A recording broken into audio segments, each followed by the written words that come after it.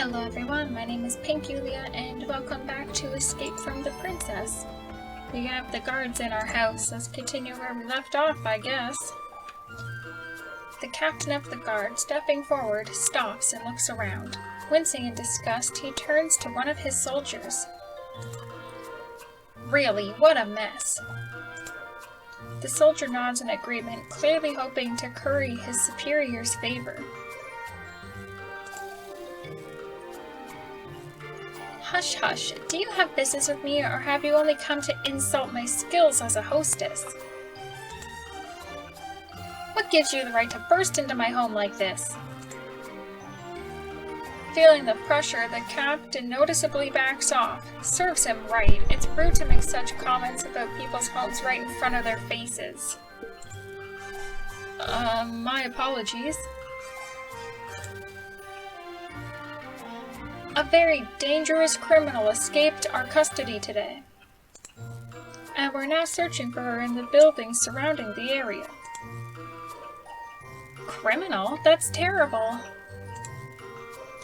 The captain, seeing my concern, continues. Furthermore, this girl is a witch. Her crimes involve the use of magic. A witch? Oh my, magic is horrifying. Surely she must have done something terrible?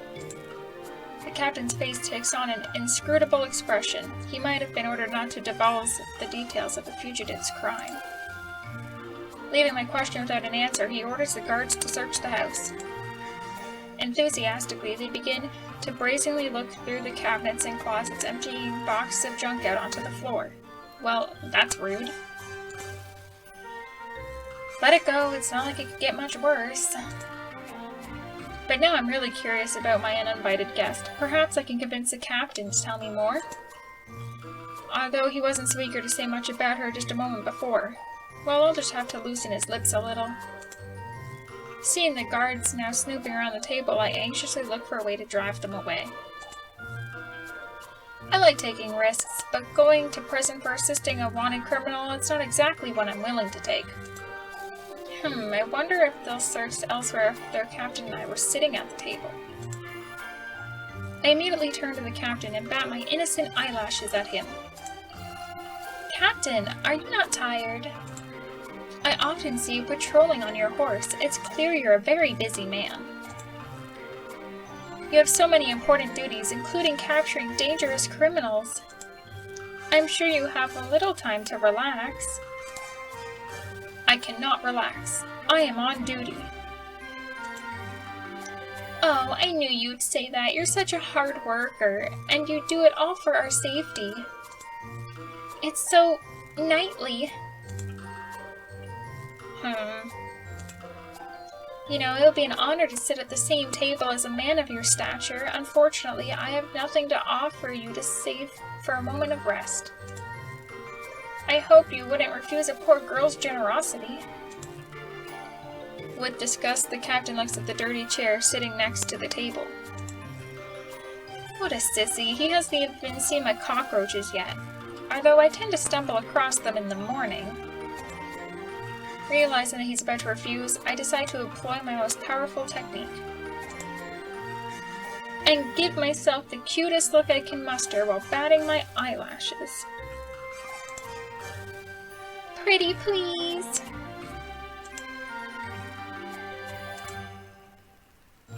Without saying a word, and to my surprise, the captain pulls out a handkerchief and places it on the chair.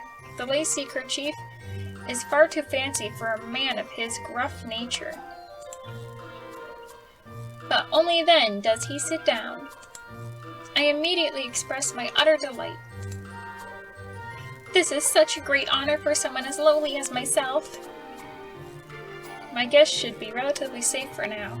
I doubt the soldiers will crawl underneath the both of us sitting here. And then it dawns on me that this was the perfect opportunity to learn something about the escapee. I don't know a thing about this girl after all. Perhaps I really am in danger.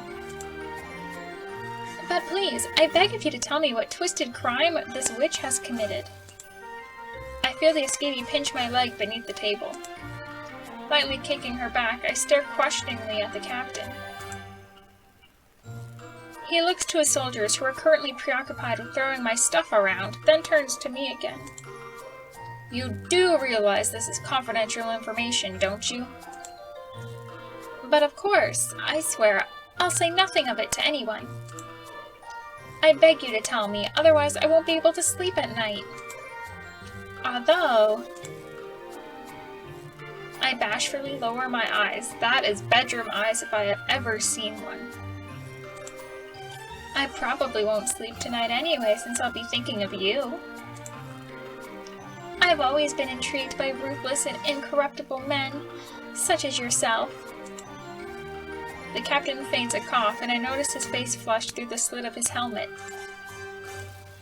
What a wuss, how could he be so easily fall for such a blatant flattery?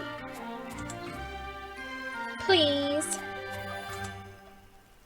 Deciding that a beautiful girl like myself is worth trusting, the captain leans in close. Keep in mind that this information is for internal use only.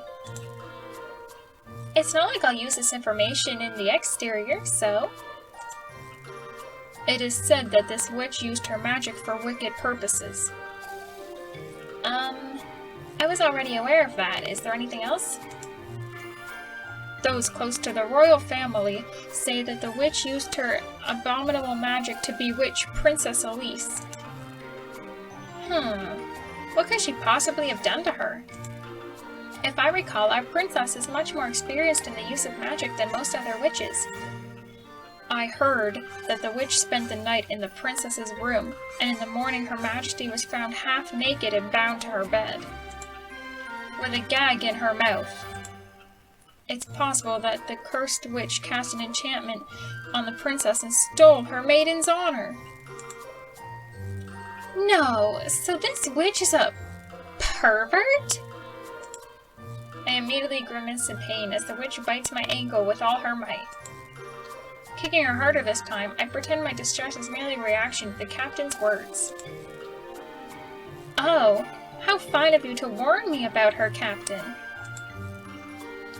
But I'm a lonely girl living all by myself. It's terrifying to think of what could happen to me if a perverted witch sneaked into my home, through the chimney, for example. I hear angry panting coming from beneath the table, and I begin to wail loudly in an attempt to drown it out.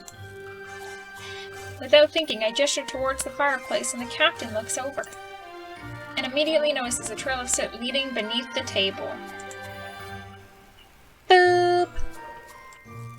Attempting to distract him, I lower the sleeve of my dress to expose my shoulder, but the captain ignores it and shoots up from his chair. That good-for-nothing boop! Then walks towards the fireplace and peeks inside.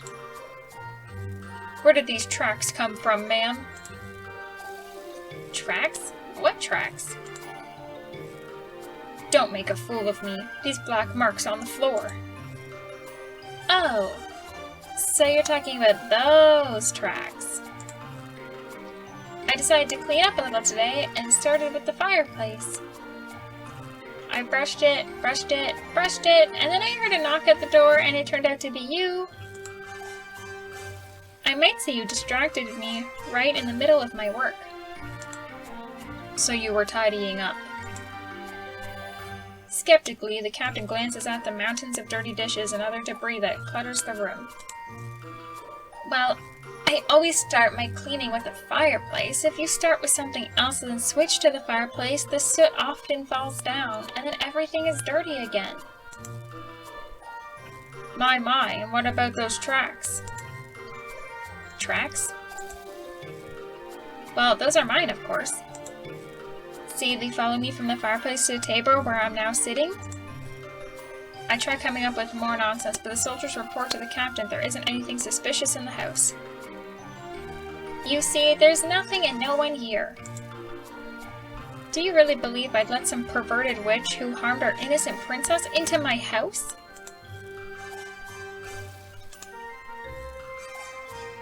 I finally managed to get rid of the guards and their captain, although he made me promise to report anything unusual I might see.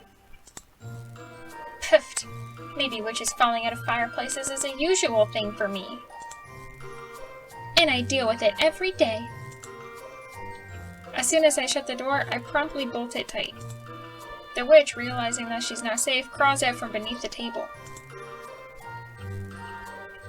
Aren't you a great conversationalist? Believe me, it's not my best talent. Even so, you talk too much. You nearly gave us away. But I didn't. Fine. No sense in judging the winners now. Hey, do you live alone here? What do you think? Well, considering the pigsty that is your house, I doubt there's anyone else living here besides you. Hey, can't you be a little more polite? And I consider it a creative mess, not a pigsty. But fine then, a creative pigsty. Listen, I need to lay low for a few days until the watch lets down its guard. Do you mind if I stay here? Here? Oh, no. I was already kind enough to let you hide from the guards. But to allow a perverted fugitive, one who seduces princesses, to lay low in my own home? Absolutely not. You didn't believe that jerk, did you? You saw it for yourself. That captain just likes to gossip. It didn't happen how he said it did. So then, how did it really happen? I think I have a right to know, especially if I agree to let you stay in my home. The truth of the matter is that the real victim of that situation was me. The girl grimaces painfully in an attempt to convince me that she's the injured party. Few people know this, but our princess is much more interested in girls than boys. And it just so happened that she became interested in me, but I don't fancy Princess Elise in that way, and was only interested in friendship. That did not stop her, however. She lured me into her tower under the pretense that we'd be practicing magic together. Once there, she held me against my will, and I had to trick her in order to escape. But Princess Elise wants me back, and has sent her soldiers after me. Of course, none of them were told exactly why the princess needs me. So that means the princess is the pervert, not you? Or do you also like girls? Well, actually, I'm kind of a pervert in that way, too. Liking girls does not mean you're a pervert. That's kind of a bad way to put it. Wait. Oh, you're confusing me. Stop calling everyone a pervert. That word doesn't fit here. Thank you, it doesn't. Now I see. Well, if that's so, then you need to leave. Most of the soldiers have gone from the area, so you should be able to slip away undetected. They're gone? I'm sure they're now patrolling the streets in search of me. Please let me stay. I swear I won't lay a finger on you unless you will it. Well, you know, I understand perfectly that I'm a very attractive girl. But what if you're unable to control yourself? Enough of this nonsense. I need your help. Please? I give the idea some thought. I'm not entirely against the girl's presence in my home. It's just that I have only one bed, and it would be uncomfortable sleeping with this witch, knowing her preferences. Besides, I don't even have anything to feed myself with, let alone her. No, don't even think about it. I wish you luck in finding a safe place to stay. Now get out. Indignantly, the witch turns to the door and is about to leave when she suddenly turns back to me. Look, you want to become a mage, but the Academy won't accept you, will they? What? How did you read my mind? No, not at all. I just saw about a dozen rejection letters under your table. You seem to be a very tenacious character. Where is this going exactly? Tenacious and talentless. Hey, how dare you say that to the person who saved you from being someone's mistress against your will?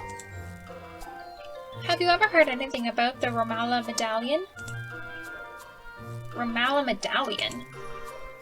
It's an ancient medallion that gives its bearer magical powers. Go on.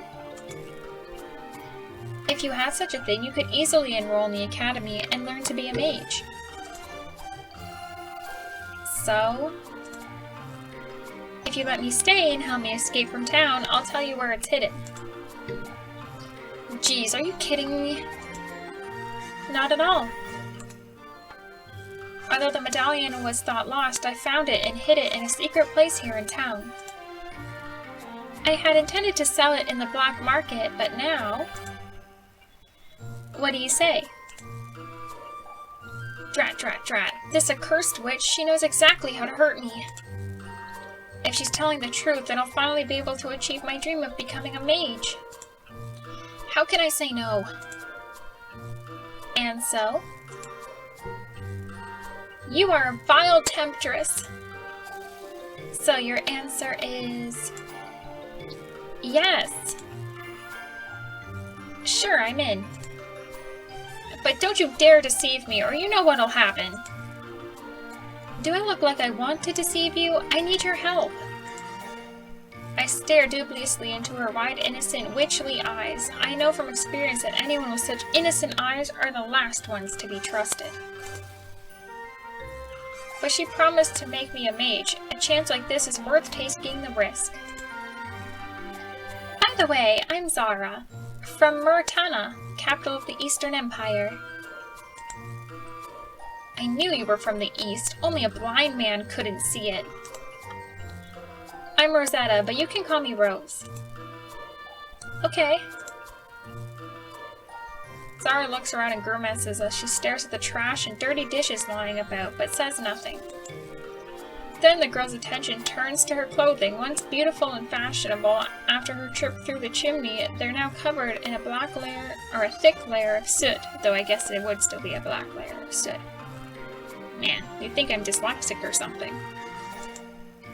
Realizing the extent of the tragedy, the witch begins shaking them out, tossing up a cloud of ash around her.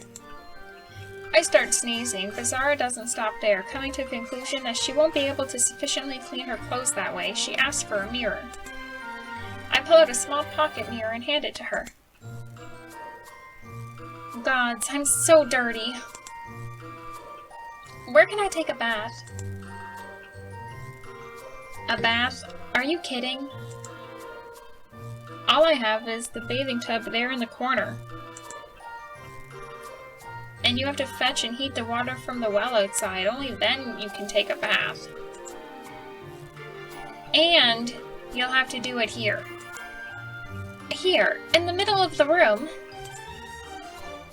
I'm sorry, but I don't have a special bathing room in my house. I'm not a princess with a pool in my private bathroom. Don't remind me of her. And I would advise you to not go out into the street right now, not with those guards scouring the area. I think I have a bucket of drinking water around here somewhere. You can have it if you can find it. A single bucket. Unable to do anything about it, I shrug. Whatever the case, I'm not about to carry in buckets of water to fill the tub for the witch. Okay, I'll deal with it. At least let me borrow some spare clothing until I get mine cleaned. Clean? That won't be easy, but I'll try my best. Great. And that is all the time I have for this episode, so thank you so much for watching, and I will see you in the next episode. Bye!